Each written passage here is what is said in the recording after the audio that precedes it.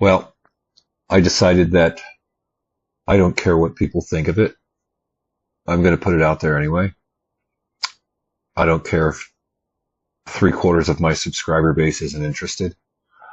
I'm going to put it out there anyway because I know the value in it. And it's my hope that the right people will stumble across it. And by right people, those that it would be of benefit to. So I think I'm going to pick up with where we left off. And I think it might make sense, just because that's the way I am, to go over discernment just one more time, just because, and then basically go down the ladder here. Intelligence, logic, perception, reason, imagination. These things are important.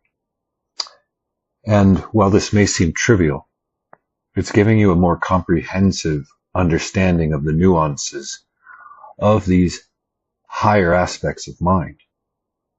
You've got to keep in perspective that these are not just default aspects of mind. And if they are, they're at very low levels for most people, for all people that are in their default state, that haven't done any work on themselves, that haven't gotten, any work done on their consciousness, tried to learn anything, the normie, these people, well, they're not going to care about this, and they're not going to be functioning in most respects with what is referred to as the higher faculties functioning in them. I mean, keep in mind the distinction between those lower three chakras and the implications of somebody who's living at that level versus people who are living at or above the upper, or at or above the belt, the upper four chakras, or somebody that's got all of their chakras balanced. And it's a metaphor. It's referring to their energy, that the balancing of these and living above versus below. I think you get the implication. I don't think everybody needs to have that explained every time I explain this. So let me think here. Yeah. So I guess to more try to reaffirm the importance of why, if you're interested at all, you should sit here, because these are considered higher faculties. And in all of my years, until I started to actually discover this stuff for myself, explore it for myself, nobody ever taught me. I would see examples of it and admire those people and even aspire to become more like them in those admirable ways, meaning my own version of being humble, my own version of being courageous, my own version of being very in deep integrity, or my own version of my principle, whatever it is. When you see somebody that's just like really patient, really kind, and they just got a lot of really good qualities exuding from them. I never had any role models, so I would aspire to become like these people. And I'm talking about real life people. I'm not talking about people that I never aspired to be like anybody I ever saw on TV. Just never. I never had a hero. Maybe when I was like 8 or 10 or something, Rocky for like a year or two, and I quickly outgrew that shit. But these are higher faculties. That matters. That matters.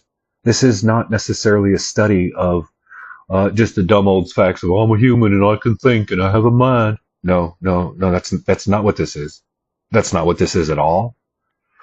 Because when you look at people who are at normie level, golem level, NPC level, even narcissistic level, possibly some members of the neurodiverse spectrum, depending on how toxic they are, versus the ones that are more healthy and balanced, even though they're neurodivergent. You're not going to see a lot of this stuff coming out of that spectrum of people, is what I'm suggesting, lumping them all in together into a particular state of consciousness that's too low for these things to really grow, develop, and blossom. You got to reach and cross certain barriers before the soil of the being is fertile for these things, these qualities to grow within you. You see what I'm saying? At least in substantive ways, beyond what we would call maybe default state. And for some people, the more traumatized they get, the default state gets broken and these things are just switched off. So if for nothing else, this is an introduction for anybody, or your first introduction into higher faculties of mind and what they are, so that you can have this triggered in your mind of, well, yeah, I'd like to have those qualities functional in me. Well, I better understand them better. And what must I do, or what might I do to cultivate these qualities within myself? Because I want to be a human being of substance that has aspects of these things, or all of as much as this blossoming in me as possible. It has to do with aspiring to grow, to become more today than you were yesterday, and on back through, and to become more, to become better in a healthy way, the way anything that's growing would seek to grow to be the fullest expression of it, what it could, what it was designed to be. Well, with us, where we lack the instinctual stuff, we have all these faculties that give us the capacity to grow to the extent that we put in the work to cultivate and develop the faculties, the functions, the features, the virtues, the stuff. Now, I argue that something's controlling humanity that is traumatizing the shit out of us, dumbing us down, to prevent people crossing that lower third chakral barrier into the upper levels and starting to aspire to cultivate these sorts of things, to cultivate these sorts of things, because excuse me, the quality of the human that we're going to be dealing with when these things are fired up and turned on. I think about it. I mean, just empathy, sympathy, compassion, guilt, shame, and remorse would be a great start for all humans, because that's the stuff that would temper human behavior and be the course corrector. If I could just simply turn on empathy, sympathy, compassion, guilt, shame, and remorse in all Aspies and all narcissists and psychopaths, I fucking would. Because it's the fact that they don't have these functions turned on in them in substantive levels that allows the toxic Aspies to become as toxic as they can be. Like I said, the other Aspies that are more balanced and healthy and all that shit, they're not like this, but they still, and they work with cognitive apathy, or empathy and sympathy and stuff. I get it. But the narcissists, the psychopaths, they can be what they can be, and they become cunning, ruthless, predatory, and merciless pieces of subhuman filth because they lack these fucking qualities. And the reason, well, at least the narcissist, even the sociopath, lacks these things, it's because they were abused and neglected at such abysmal levels when they were children. And the evidence of that is the condition they're in now. Period, paragraph, and fucking story. Because you're not born that way. Unless you're a psychopath, and that's like a small percentage where it's primary psychopathy. So anyway, I guess enough of that, and I guess I'll just get into finishing the higher aspects of mind. And yeah, maybe it's a little redundant, but just to drive it home, to reaffirm it in the mind, because it's probably one of the most important functional capacities that any human being could have in this reality. I'm not kidding you. I don't care if you're 10 years old or 100 years old. If you lack the ability to discern, you are literally a sheep among wolves in that context. It's just an example of how vulnerable you are. If you lack the ability to discern, well, one of the ways that you're going to develop the ability to discern is to understand what it truly means, and then work towards those ends when you understand what discernment encompasses, what it comprises, so that you can seek to get yourself to be the embodiment of those things, so that you can accurately discern using perception and observation, using critical thinking, intuition, gut feeling, in as much as these things are functional.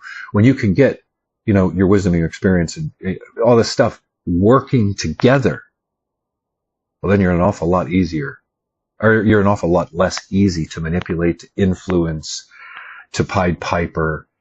That's the thing.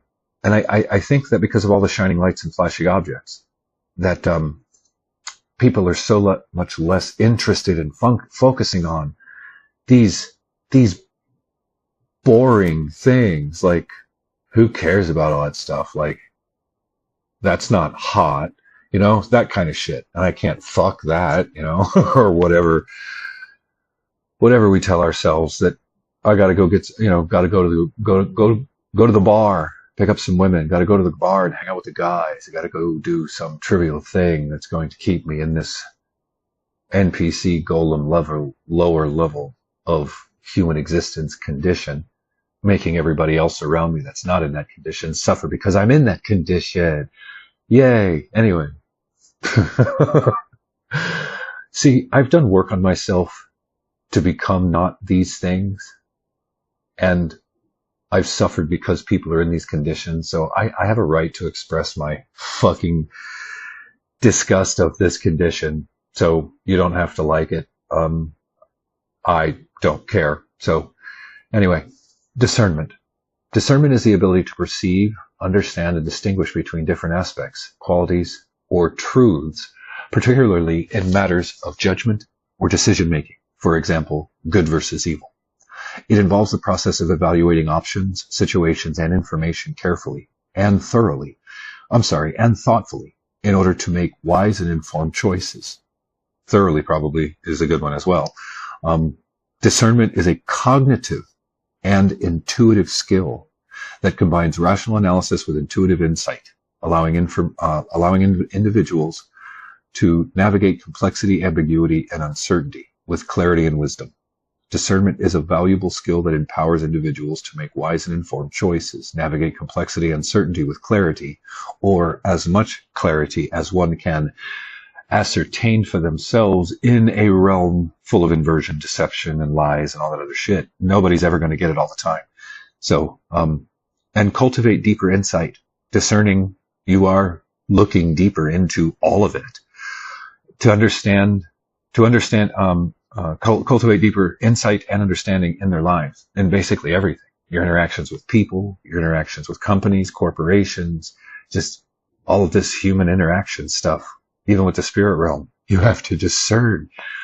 If you're dealing with entities in the non-physical realm that you have the ability to communicate with, and you can't see them, and you have no ability of identifying what they truly are, and they can disguise themselves, well, you have to be able to discern. So this literally applies in a lot of faculties or facets of human existence.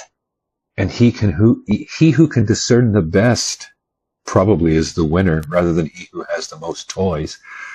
So perception and observation. Discernment begins with the ability to perceive and observe the nuances, the subtleties, and the underlying patterns within a given situation or within information that you are given and have to disseminate. It involves paying attention to the details. The context.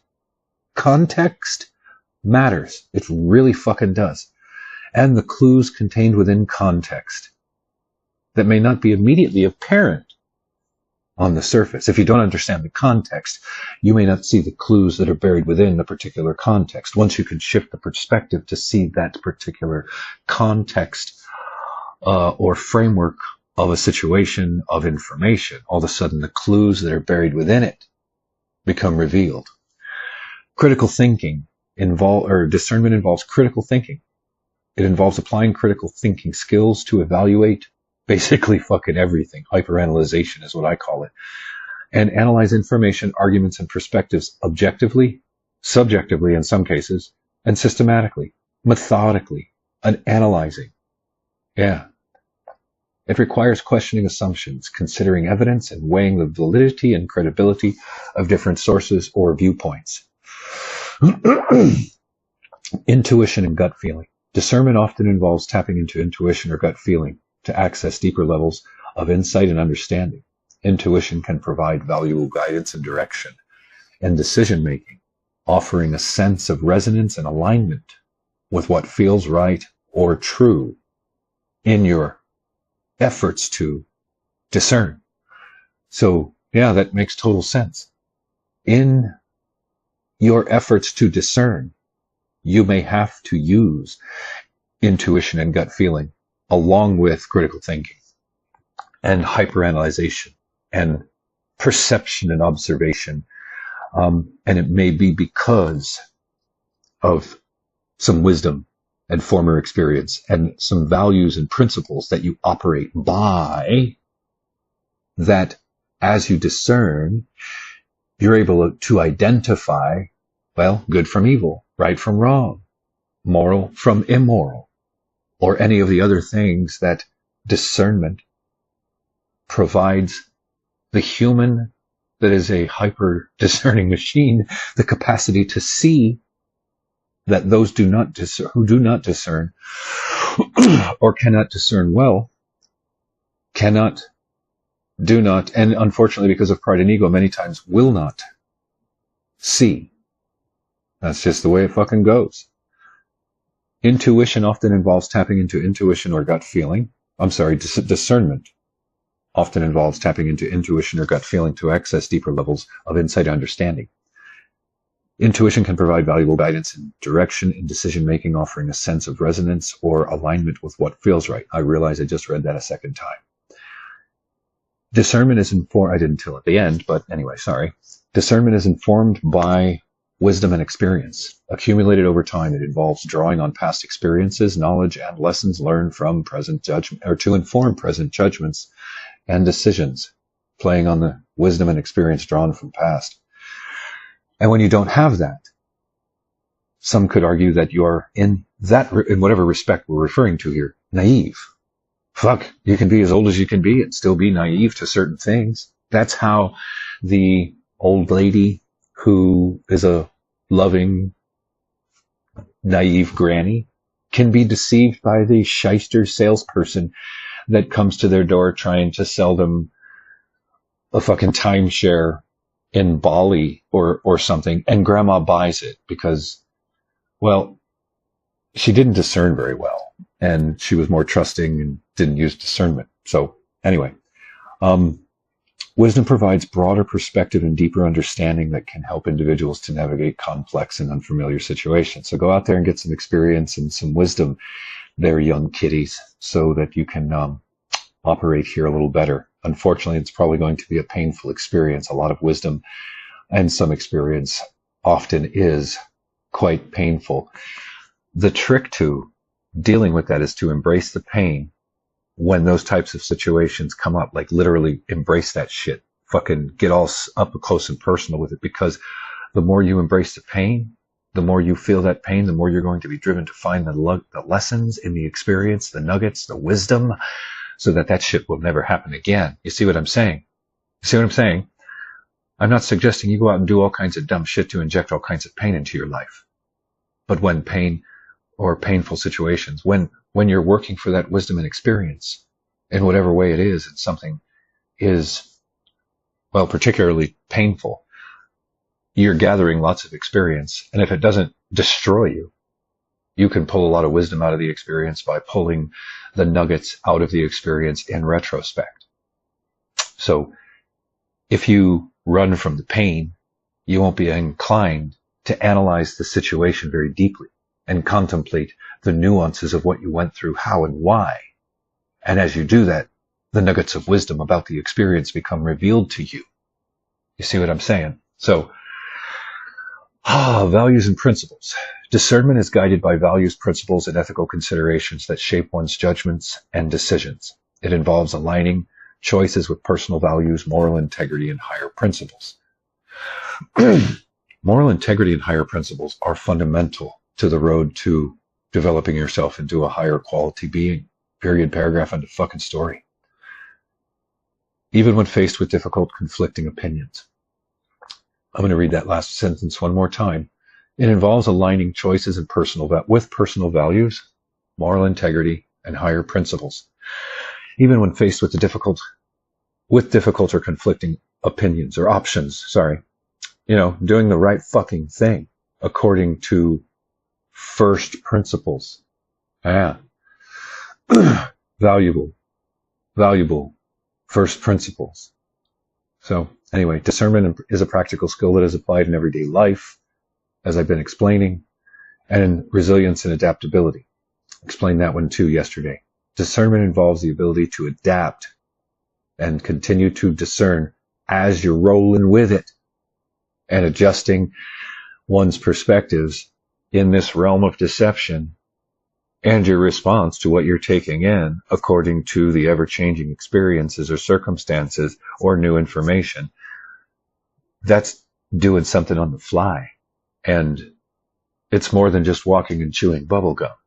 Discerning on the fly versus discerning something static. Well, that's a different level of your discernment muscles. So anyway, I think that's a sufficient second pass for discernment. Intelligence. You'd think that speaks for itself, but not necessarily. There's a little bit more to intelligence, and there's multiple types of intelligence. I mean, a perfect example. You could see some street thug, as an example, just grabbing a random example, who may not have much in the way of scholastic education, may not seem like he has a whole lot of intelligence. But when it comes to surviving on the streets, when it comes to living and experiencing life at that level, well, I'm sure that's where what intelligence that human has found an outlet to express itself, even if his consciousness level is low enough to keep him there. And one would hope that intelligence would shine through and blossom with the consciousness to use that intelligence to get from that level to the next. But I guess that would be in a perfect world with, well, humans that actually aspired towards the goal of perfection in whatever way that could be attained by the human. I guess it would be a loosely put way of saying, perfection, that goal toward, and the thing that gets you there is your journey towards evolution, growth, development, becoming more today than you were yesterday, all that stuff. That's like our journey towards perfection, should we ever get there. But I don't think this version of human is designed for that. I think it's a prelude to that if it's possible, but that's just what I think. So intelligence encompasses the capacity to acquire, understand, apply, and adapt knowledge and skills to solve problems, reason effectively, learn from experience, and achieve goals. See, there's some multifaceted interlays for intelligence right there. It involves a combination of cognitive abilities such as memory, attention, perception, reasoning, and problem solving, as well as non-cognitive factors such as creativity, emotional intelligence, and practical know-how. Intelligence is not a unitary trait, but rather a broad and multidimensional concept, multidimensional aspect of the human being that can be manifested into various ways depending on cultural, social, and individual factors like aptitude and IQ. Intelligence is often associated with cognitive abilities such as memory, attention, perception, reasoning, and problem solving. These abilities enable individuals to process and manipulate information, recognize patterns, make connections between ideas, and draw logical conclusions. Intelligence involves the ability to adapt to new situations, environments, and challenges. It encompasses flexibility, creativity, and the capacity to generate novel solutions or approaches in response to challenging circumstances or unexpected obstacles. Intelligence facilitates learning and knowledge acquisition. Intelligence facilitates learning and knowledge acquisition by enabling individuals to grasp new concepts. See, the more you feed your mind, the more you're going to learn. The more you're going to learn, the more you're going to understand. The more you understand, the more you see. The more you see, the wider your consciousness becomes. And at some point, you have that crack in consciousness. Your consciousness cracks open and you fucking awaken. You know what I mean? So intelligence facilitates learning and knowledge acquisition by enabling individuals to grasp new concepts, absorb information, retain it for future use. Unless you smoke lots of weed, then you won't have much in the way of memory retention. You'll suffer, like myself, sometimes, from the long-term effects of short-term memory loss, because I used to smoke weed. I went about 15 years without drawing an unstoned breath. Yep. Anyway, not anymore, just once upon a time, in another life. Intelligence involves curiosity, openness to new experiences, and a desire to explore and understand the world. Intelligence includes the ability to think creatively. I can't even think straight right now. Intelligence includes the ability to think critically, analyze information, and evaluate evidence in a systematic and logical manner. It involves questioning assumptions, identifying biases, and applying sound reasoning to arrive at well-informed judgments and decisions. I don't know why my mind is doing that right now. And I'm not stoned. Weird. Whoops. Intelligence extends beyond cognitive abilities to include emotional intelligence. How many people can we see out there in the world that lack emotional intelligence? Yeah, that's kind of a problem out there, because those are the people that have the meltdowns. Those are the people that, well, behave in the way these people do, which involves the capacity to understand, manage, and express emotions effectively, as well as to perceive and navigate the emotions of others, like empathy provides. Emotional intelligence encompasses self-awareness, self-regulation, empathy, and interpersonal skills, and it plays a crucial role in social relationships, interpersonal relationships, communication, and leadership. Intelligence also includes practical street smarts. That's what I was talking about, which is the ability to navigate real-world situations, solve everyday problems, achieve goals in practical contexts. It involves skills such as adaptability, resourcefulness, common sense, social savvy, which are often acquired through experience and exposure to diverse life situations. Intelligence can be influenced by cultural, societal, environmental factors, and that's a loaded one right there. Environmental factors. What do you think? I'm just going to be very general and past this point, but what do you think causes the neurodivergence? Yeah, the uptick in this has been on the rise in the last, 30 years or so. It's really increased. And there are environmental factors, I think, that are at a major play. And I'm using the term environmental in air quotes, which can shape the development and expression of cognitive abilities and skills. That's what I mean by the narcissist couldn't have done anything about their condition because they didn't sign up to be horribly abused as children. And the neurodivergence, they didn't sign up to have cognitive abilities and skills developmentally or expressionally reduced or limited because of the environmental factors and toxins and things. It's a shame. It's a shame. I don't think that anybody signs up to be born to a narcissist, signs up to become a narcissist, or signs up to become a neurodiverge. I just don't think that they sign up for that shit. I think that's imposed upon them, and some of it by malignant parents and some of it by ignorance that doesn't understand. Yeah, anyway, I digress. Intelligence can be influenced by cultural, social, and environmental factors which can shape the development and expression of cognitive abilities and skills. Different cultures may value and prioritize certain types of intelligence over others, leading to variations of how intelligence is defined and assessed across cultures. Okay. Higher faculties, higher aspects.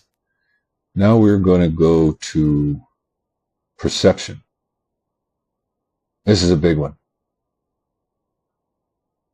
This is huge. Higher aspect of mind. Think about that. We think on a surface or even trivial level when we think perception. Now, for any of you that have been following me for any length of time, that listen to the content that I put out over on both of the channels that I have on BitChute, the Rebellious Meat Puppet and the Real Rebellious Meat Puppet, you will heard me ranting and raving back during the lockdowns and that whole time period about the quote-unquote dumb animals that lack the ability to perceive objective reality for what it actually is. And I argued that it really didn't take a whole lot. And anyway, yeah, I really was ranting and raving in certain videos that I was doing back on BitChute, because the rest of us had to suffer because of the conditions that were present, because these people, so many of them, did not have the capacity. Obviously, they did not have the capacity functional within them to perceive objective reality for what it actually was. Now consider to yourself how fundamentally important perception is to the human experience as an individual and to the collective human experience, because when those dumb animals couldn't perceive objective reality for what it actually was, and then because of their pride, because of their ego, because of their inflated sense of self, because of all these fucking ridiculous low-level conditions that they're in, we all then had to suffer a consequence of them not listening to us, who had actually put in the time to figure out what was actually going on. Yeah, and look at what we had to go through because of that. I had to go through that shit with my brother and my father. Yeah, why should I believe you? Oh, interesting shit. Perception is critical. It's one of those foundational pillars, because it's the aspect of mind that they're going after, along with your beliefs. Think about that for a second. What have I been telling people for years now? Your mind, these non-physical components, your mind, your conscious, your subconscious, and within there, your beliefs and your perceptions, because your perceptions color the lens through which you view and see reality. That's why perception is so fucking important. So I'm going to take the time to read this to you, and some of the subcomponents of perceptual interpretations, perceptual organizing, how there's a lot to this. This is just, I don't want to say, yeah, this is kind of just a scratch of the surface, but it gives you more than the trivial surface level concept or understanding that most people have in their mind of perception and their perceptive abilities. I would argue that most people think they're more perceptive than they truly are. And I think maybe all of us may suffer from some aspects of that, because there's an awful lot of deception out there. And not only do you have to be a hyper discerning machine, you have to be a hyper perception machine.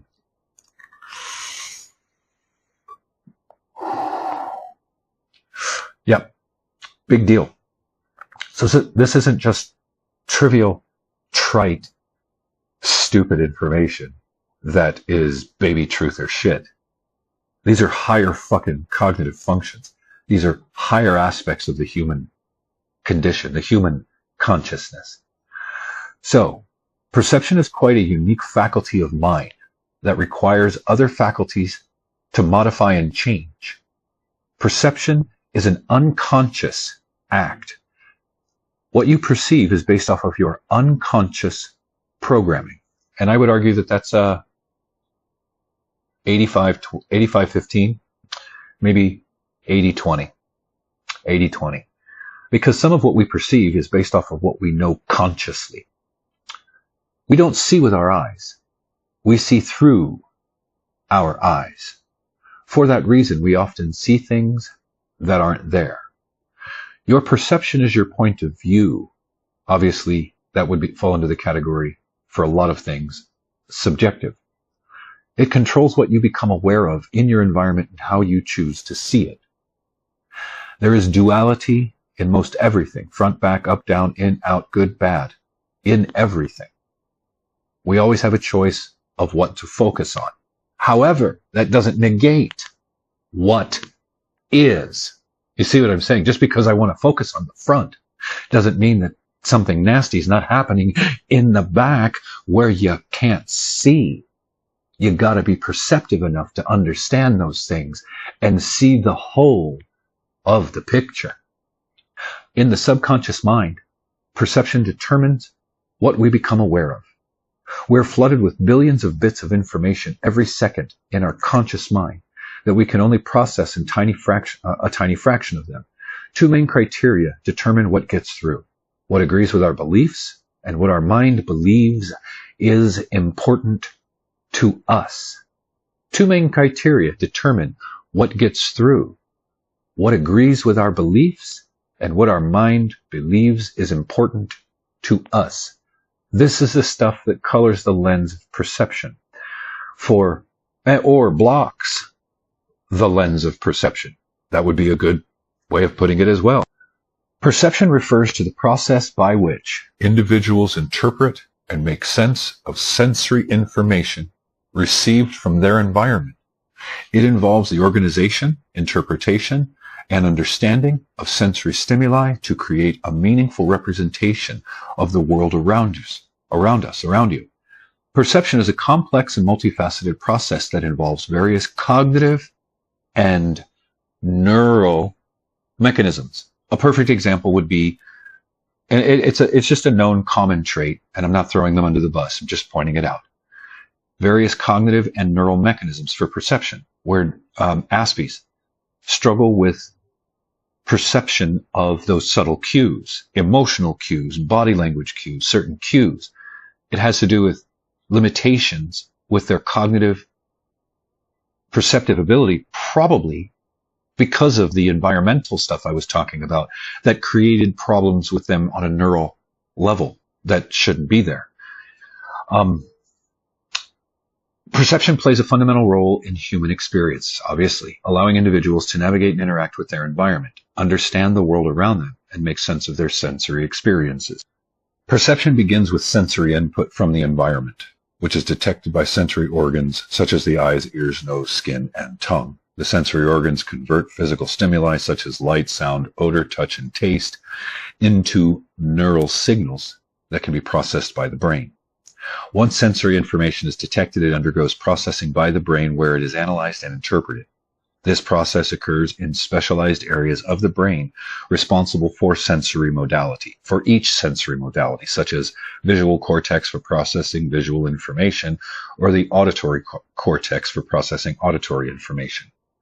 Sensory information is organized and integrated into meaningful perceptual experiences. It involves processes such as grouping, segmentation, pattern recognition, and depth perception, which help individuals to make sense of the complex and dynamic sensory input they receive. Perceptual interpretation. Finally, perception involves the interpretation of sensory information to create a coherent and meaningful understanding of the world. This interpretation is influenced by factors such as past experiences. This is the stuff from the mind. Past experiences, expectations, beliefs, emotions, and cultural background, none of which has anything to do with sight, smell, touch, taste, and sound. So it's beyond just sensory processing in that way. It also comes from past experiences. These are the things that, as I've said before, tend to color the lens of human perception. And cultural experiences which shape how individuals perceive and interpret sensory stimuli. It is important to note that perception is not always accurate or objective. Perceptual experiences can vary wildly among individuals, and factors such as attention, context, and cognitive basis or bias can influence how sensory information is perceived and interpreted. Additionally, perception can be influenced by illusions, hallucinations, delusions, willful lying to oneself, denial, and other perceptual distortions that may occur under certain conditions. Now, just out of curiosity, how many of you truly knew this much about the importance of perception? I didn't before I started doing the research, before I started putting all this together and realizing I had this massive fucking framework of how we're built and all these things, and I had to basically understand them all and be able to explain them all to people. So if people are to get this, they have at least some foundational information through which to interpret all this and then allow it to congeal in their head so that they see it. They see the tapestry that it forms. Perception can be influenced by both knowledge and ignorance, and these factors shape how individuals interpret and make sense of sensory information.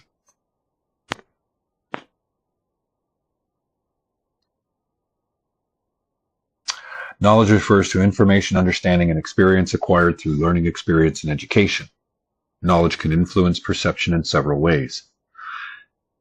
Knowledge allows individuals to interpret sensory information more accurately and effectively.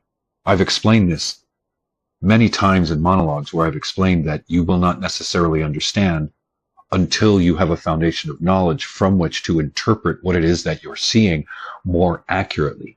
Without that foundation of knowledge, you may go through that same experience and have no fucking idea what you were just dealing with or seeing or experiencing, because you lack the foundation of knowledge, you lacked any context to understand it. That's the importance of self-education, because the more you educate yourself, the more you're laying in your own foundational bricks of knowledge from which you can stand upon to rise above the bullshit, is the way I basically tell people. For example, a person with knowledge of art history may perceive and appreciate a painting differently than someone with little knowledge of art. That makes perfect sense. Somebody with a background of guitar will appreciate the complexities of somebody who's doing jazz riffs, where somebody that doesn't may just hear it as like just like random notes, and it doesn't sound much. And somebody that has the perception, the knowledge, that understands what that artist is painting, what they're trying to express, that understands what that musician is playing, that understands the complexity of the scale mode, Phrygian, Dorian, Mixolydian, or any of the other ones. This shit gets pretty complex. Knowledge provides a framework for interpreting sensory input with relevant contexts. For example, a person with knowledge of cultural norms and customs may perceive social cues and gestures differently than someone with limited cultural awareness. It's a perfect example. Knowledge helps individuals recognize patterns, relationships, reduced ambiguity, so things make more sense. Hang on. Okay. Knowledge helps individuals recognize patterns, relationships, and familiar elements in sensory stimuli, reducing uncertainty and ambiguity in perception. For example, a biologist may perceive and interpret biological phenomena differently than a layperson due to their specialized knowledge. Knowledge fosters critical thinking skills, allowing individuals to evaluate and analyze sensory information more effectively. For example, a scientist may critically evaluate experimental data and draw conclusions based on scientific principles and evidence, where somebody that does not will not. For me, the way that I developed the ability to critically think, to analyze, to ruminate, to contemplate, honestly, those skills were born in me through a 25-year career in tech. No shit. You literally have to have those things working to be an effective troubleshooter. Especially to troubleshoot technical issues in a distributed, meaning in multiple places, enterprise class network with all the components and subcomponents and things that are involved there, and the places and spaces that packets go as they traverse across the network. It requires a lot of, well, first off, technical knowledge to understand how all that shit works. And then that same level of knowledge to be able to troubleshoot it and analyze the ever-loving shit out of things that may make your eyes go cross. So I'm not, and I never present myself to be, but just so that it's said, I don't think that I'm God's gift to fucking the world because I'm a highly critical thinker or can discern really well or do these things. A lot of what it is that I am, that I have become, or things that have cultivated or turned on in me are twofold. One of them is because of pain and suffering. Yep, for sure. And the other one is because of, I chose, because I had the aptitude, a technical career. I also knew that it would pay reasonably well. And because of that aptitude already innate in me, choosing tech, literally never would have thought of it this way going in, caused me to develop features and faculties within me that are at a level that not a lot of people's are. It's just the way it is. I'm not saying that there aren't people out there that have these things functioning higher and more critically thinking and blah, blah, blah than me. But I would say not a lot, not a whole lot. I think I'm at least in the top 10% for sure. But anyway, I'm digressing. So contextual interpretation. Knowledge profound. Did I already do that one? Norms, perceived, gesture. Yep, already did. So reduced ambiguity, did that one. Critical thinking, did that one. So, okay, this is all the things that knowledge can do. No, this is not all the things. These are just some of the things and some of the places and spaces where knowledge can enhance your perceptive abilities. And this is going to be, the places and spaces where ignorance is basically like a kick in the fucking crotch, and then there's also things like pride, ego, arrogance, hubris that get in the way of perception. Ignorance refers to a lack of knowledge, awareness, or understanding about a particular subject or topic. Ignorance can also influence perception in various ways. Ignorance may lead to misinterpretation and misunderstanding of sensory information. Someone with limited knowledge of foreign language may misinterpret spoken words or gestures. That's simple, but it makes sense. If you're ignorant to the language, you won't necessarily understood why they say what they say or why certain hand gestures may be used while certain words are spoken. Like the Italians, they may like fungu or bada bing or whatever the fuck it is they say over there. And they're very handsy. I'm Italian, half Italian anyway. Italic, Aryan Italian. And us Dagos talk with our hands. One of the only and funny stories might have been one of the reasons why my old man took off, but just a side note, because I called myself Italian, an Italic Aryan Italian, and I called myself a Dago. And I'm just kidding. I'm just in jest. I don't care if people call me Wop, Guinea, Dago, Greaser, whatever. That doesn't bother me. I don't give a fuck. Call me Cracker. They're fucking words. They have no meaning to me. But my mother would say to my father, this is what she told me. I don't know how true it is or how many times it happened. And he's a fucking resentful prick. And it may have been one of the nails in the coffin between the two of them, but he would come home from work. And and my father, he's full Italian. He would come home from work and my mother would be like, "Hi, honey. How did your day go?" You get it? Your day go? And yeah, anyway, we'll see. Knowledge can enhance perception. Ignorance can hinder perception. Period, paragraph. The dumber you are, the less you perceive. The less you know, the less you perceive. And when you're dumb or ignorant, therefore you can't perceive accurately, nearly to the degree that people with knowledge and intelligence that's turned on and focused in the right directions. If you're unwilling to listen to those people, as far as I'm concerned, may natural selection treat you the way natural selection should treat you. And you can say that's heartless and compassionless and all this other shit. I don't care. You can make that and draw that conclusion if you want. But there are reasons for everything that I say that likely go far beyond your level of knowledge, understanding, perception currently as to why somebody who otherwise loves humanity would say such things. If I could fix them all, I fucking would. But you can't. It's not possible. Nobody can. Nobody has. If Jesus couldn't, if Buddha couldn't, no mere mortal is going to. So, some of them are more of a hindrance to us than a help. And that's just the way it fucking is. That's the harsh, brutal fucking truth of the reality of life as a human in this fucking world. So, perception. I think that's a reasonable summation. And I think that it shows people that what they initially thought perception was and the nuances and components of perception, how knowledge and ignorance both affect perception, along with just being perceptive, being internally turned on, tuned in, tapped in, focused, awake, conscious, vigilant, aware, doesn't miss much, that kind of shit. Sometimes I'm fucking spun like a top, all that stuff working great.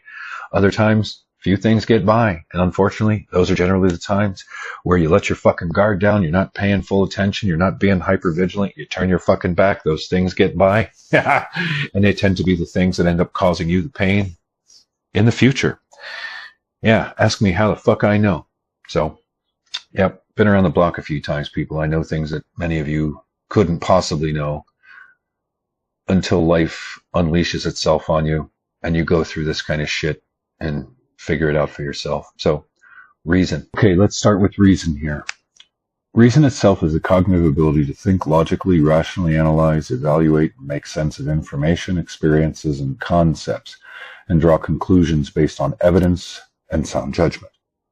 It is a fundamental aspect of human cognition and plays a central role in various domains, including science, philosophy, ethics, and everyday decision-making, and the pursuit of knowledge and understanding. Reason enables individuals to understand cause and effect relationships, solve problems, and navigate the complexities of the world.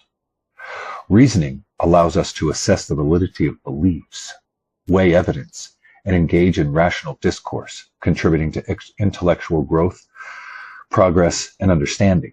Because you need reason to truly understand. So a lot of the things that we use reason for is to draw a better understanding of the world around us, how things work, how people are operating. It's all about, it could be said that it's a faculty that leads us to understanding. It involves the capacity to use logical thinking, deductive reasoning, inductive and abductive reasoning, and critical analysis to understand and interpret the world around us. Reason enables individuals to make informed decisions, solve problems, and evaluate arguments or claims. Our faculty of reason is what we use to think, to analyze, compare, and evaluate ideas. Reason is the ability to think and choose what information we accept, stir up, and come up with brand new ideas. Deductive reasoning moves more from general principles to specific conclusions with certainty. Inductive reasoning moves from specific observations to general principles with probability. Abductive reasoning moves from observations to the best explanation without strict certainty or probability. Each type of reasoning has its own strengths and weaknesses and are often used in combination to form sound arguments and draw conclusions in various fields like science, law, and everyday decision-making. Here's how they work at a high level. Deductive reasoning starts with a general premise or a set of premises and moves to a specific conclusion that logically follows from the premises. It often is described as a top-down reasoning, where the conclusion is necessarily true if the premises are true. Deductive reasoning relies on the principles of logic and aims to ensure that the conclusion is valid based off of premises. An example of deductive reasoning. All humans are mortal. Socrates was human. Therefore, Socrates is mortal. Reasonable. Deductive reasoning starts with general principles and premises and moves to specific conclusions. It operates on the principle that if the premise is true and the logic is valid, then the conclusion must also be true. Deductive reasoning is characterized by certainty. If the premises are true and the logic is valid, the conclusion is necessarily true. It is commonly used in mathematics, logic, and formal argumentation. Inductive reasoning. Reasoning starts with specific observations or examples and generalizes to broader conclusions or patterns. It is often described as a bottom-up reasoning, where the conclusion is likely, but not necessarily true, based on the evidence observed.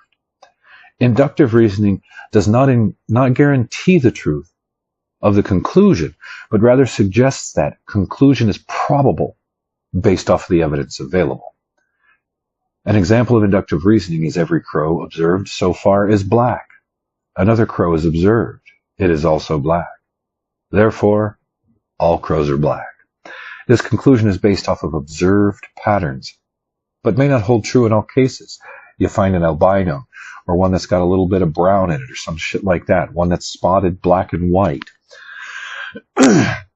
Inductive reasoning starts with a specific observation or data and moves to generalizations and predictions. It operates on the idea that patterns observed in specific cases can be generalized to broader principles. Inductive reasoning is characterized by probability. Conclusions drawn through inductive reasonings are probable but not certain. It is commonly used in scientific research, data analysis, and everyday decision-making. Abductive reasoning. Abductive reasoning starts with observations or evidence and seeks to find the simplest and most likely explanation.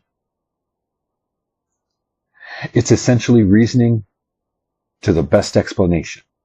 It's commonly used in hypothesis formation and diagnosis. It is characterized by inference and the best explanation rather than necessity or probability. An example, the observation is the ground is wet. Explanation, it recently rained. Abductive reasoning is a type of logical inference that involves making educated guesses or forming hypotheses to explain observed phenomena.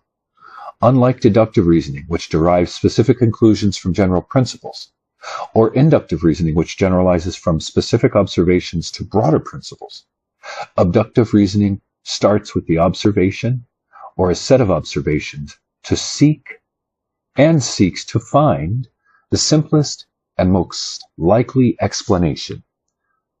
Now, seriously, did you really think you knew all of this about reason before we started reading this?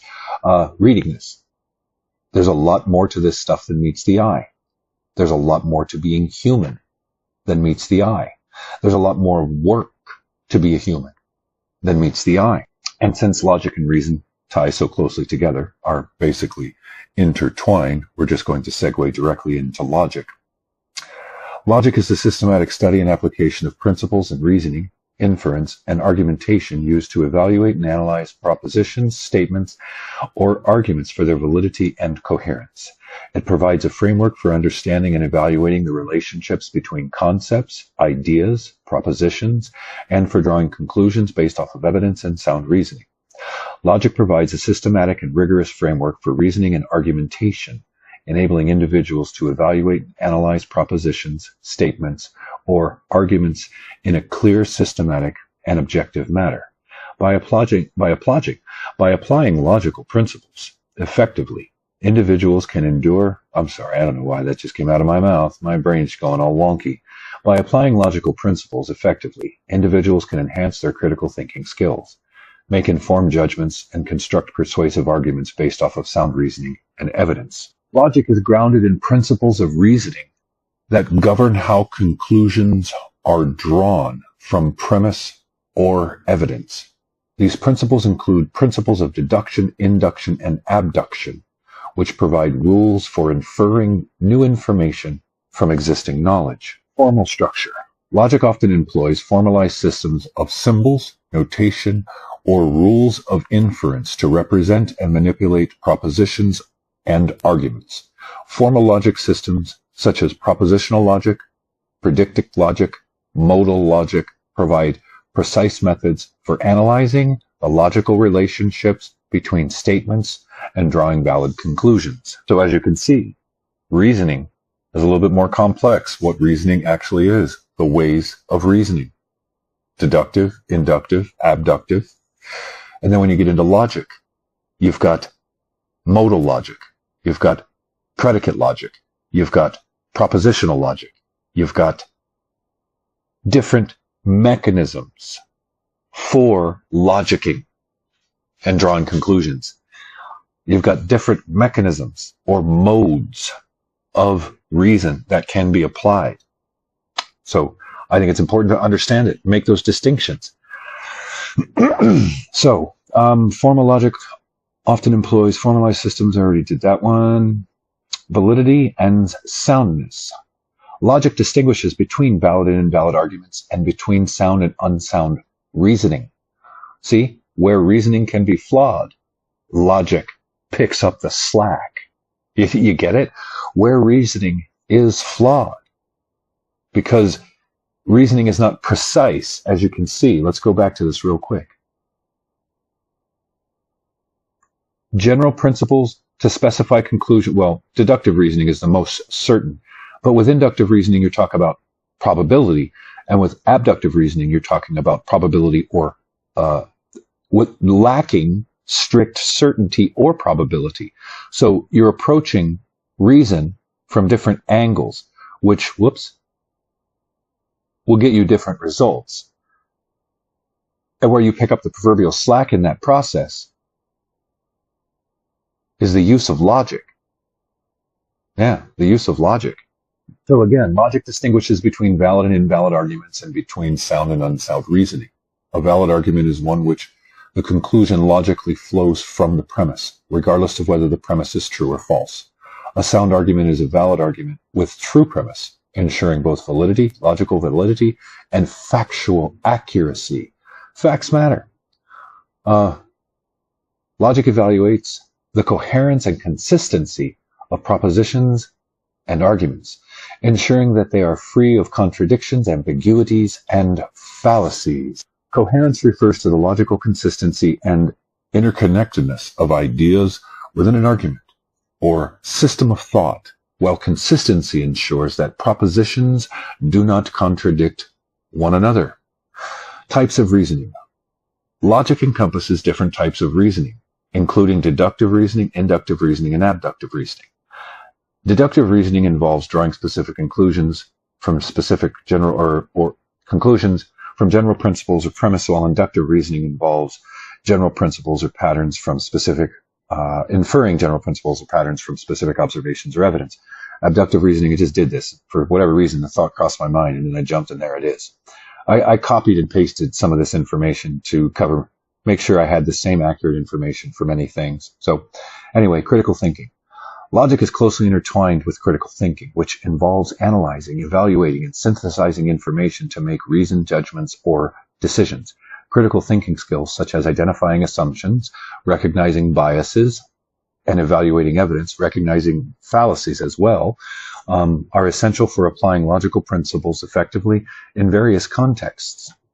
Logic has numerous practical applications in fields such as mathematics, philosophy, science or computer science, logistics, law, and rhetoric, and life, and relationships, and deception, and discernment, and a few other places. It is used to construct mathematical proofs, evaluate philosophical arguments, design algorithms, analyze language structures, interpret legal statutes, and construct persuasive arguments in debate or rhetoric. And for those that may not know, the word arguments here is not talking about conflict. There is a context for the word argument that is defined as to bring to light, where, for instance, you get a room full of scholars that are arguing a point. There's no emotion, there's no strife.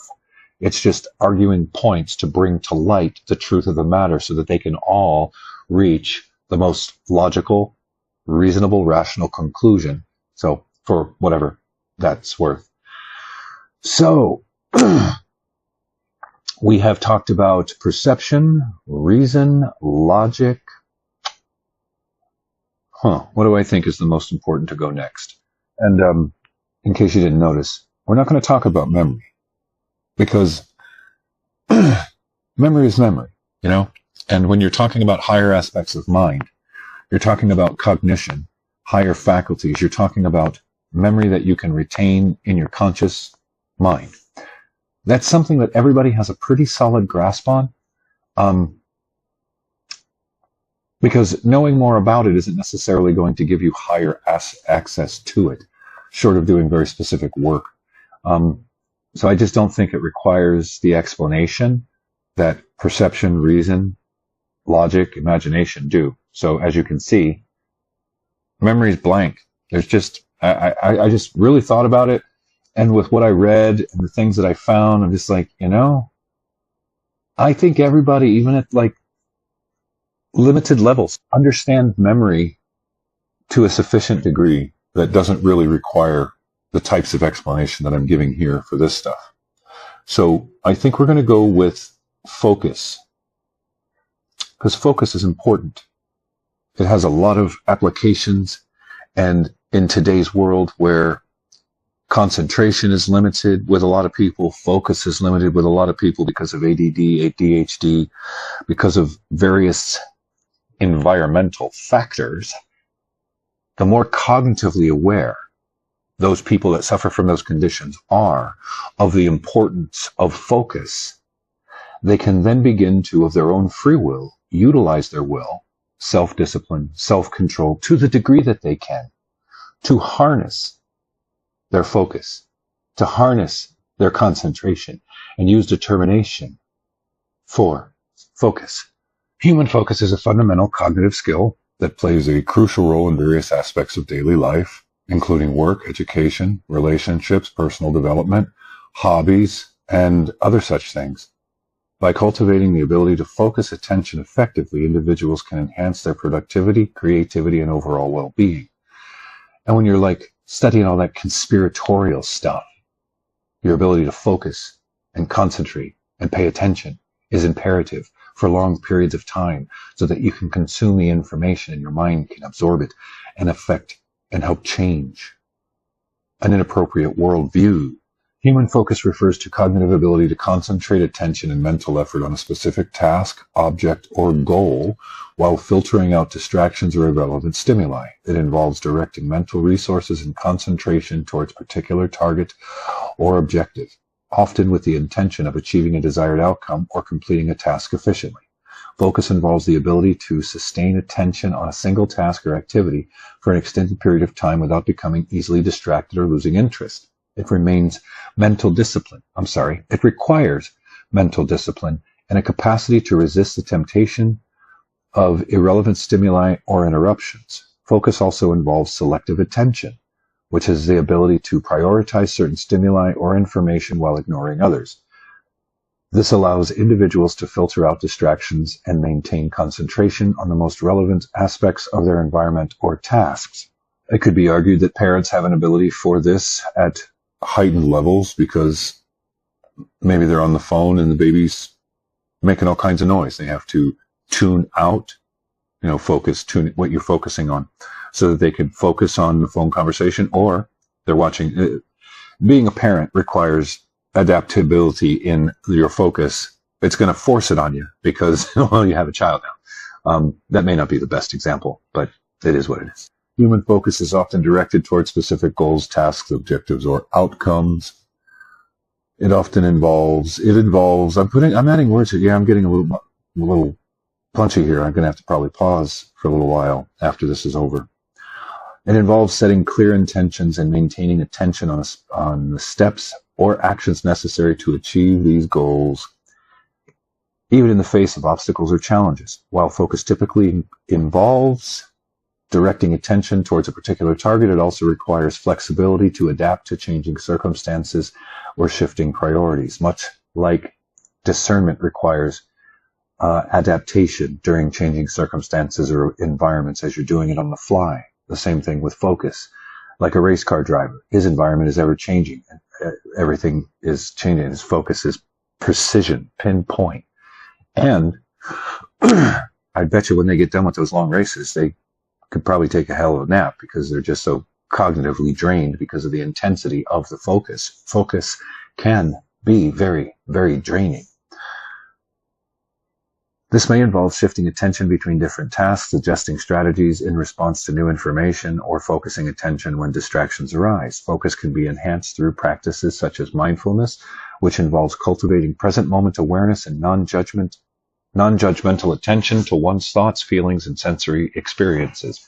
Mindfulness techniques can help individuals sharpen their focus, improve concentration, and reduce the impact of distracting thoughts or emotions. Mindfulness is one hell of a mental discipline, that's for sure. Effective focus enables individuals to work efficiently and productively by allocating mental resources strategically and minimizing cognitive overload. By directing attention towards the most important aspects of a task or situation, individuals can optimize their performance and achieve better outcomes. Focus, logic, reason, concentration, contemplation, creativity, imagination. Sounds just like, oh, silly words, but big deal. These are the components that make you you. So, this is the last one here. Did I go into intelligence? I don't think I went into intelligence. Did I do intelligence? Yes, I did. Yes, I did intelligence. Yep. Okay. Imagination.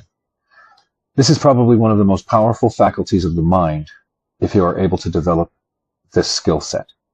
Imagination is the ability to bring faint pictures into the mind's eye. Some people have vivid imaginations, and I've met people who say they have no imagination. If you are a person who believes they cannot visualize, let me give you some hope. You can still tap into that ability. You probably have another sensory system that is your dominant system, like sound, feeling, or thinking. You first must transform the belief that you don't have the ability to visualize or imagine.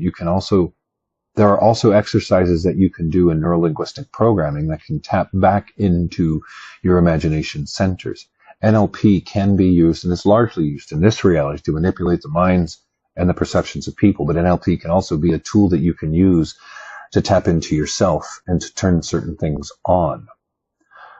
The reason imagination is such a powerful faculty is because the unconscious mind loves working with images. Guided meditations are some of the most powerful ways of creating. By using symbols that the unconscious mind easily understands, one can make changes in your life very easily, especially if you use your imagination to create the future you desire. Your imagination allows you to create something out of nothing. It's what you use to make something that is non-physical turn into something that is physical. Everything around you came from the imagination of somebody, and the creativity. When you create and imagine, what the hell did I do here? I didn't interpret the words correctly, so my brain went, bruh. When you create an image of something, for some reason I read that as imagine. I don't know why, because of the and. My mind just did this weird thing where it put the an on the opposite end of image, and then I read the whole thing as imagine for just a minute, and I'm like, what? When you create an image of something you want in your mind, you've raised your frequency of thought to that level, and you're capable of doing or getting it. However, many times we use this faculty the wrong way by imagining bad things happening to us or other things we don't want. The key is to learn to use your imagination consciously and purposefully to create. Higher aspect of mind. Imagination. Yep. So, that concludes our lesson for today, boys and girls. Anyway, all jokes aside, so do you think this is worth your time? Did you learn anything? Do you understand at a deeper level now what these faculties are? I don't think everybody understands these things at these levels. I really don't. I think it's important enough that I'm spending my time to do this. I think people need to become aware of these things and process all of this stuff, especially people who are on a journey of self-education, self-evolution, inner evolution, spiritual evolution, growing, learning, and cultivating themselves to become better or more than they currently are. I think that's a reasonable expectation for sentient living beings like us. Yes, I do. So I guess that concludes this one. So the next one, we will go into will, contemplation, higher aspects of mind, already covered, discernment and focus. So we will cover will, contemplation, Did we do contemplation? Did we already do contemplation? I think we did. Yeah. We already did contemplation. Intelligence. I think we did intelligence too. Will. That's not here. Yes, I guess it is. Oh. It looks like we're closer to done with this part anyway than I thought. Oh, right knowledge. Right knowledge. It's a higher faculty because you consciously, willfully, conscientiously worked to obtain that right knowledge. Spirituality, definitely a higher faculty. When you're tuning into something, what, greater than yourself, higher than yourself? So it looks like spirituality, spirituality and right knowledge are the two that are left relevant to higher faculties and higher aspects of mind. I guess right knowledge should connect up here too. Yep, I'm finding places here and there where I connect something or see where something's not connected to something that it should be. So once that's done, whoops, we've covered all of this, most of this, all of this, all of what's in here. So we go to virtues. And within virtues, we've got all of these, and those. Stay tuned, boys and girls. Take it easy, everybody.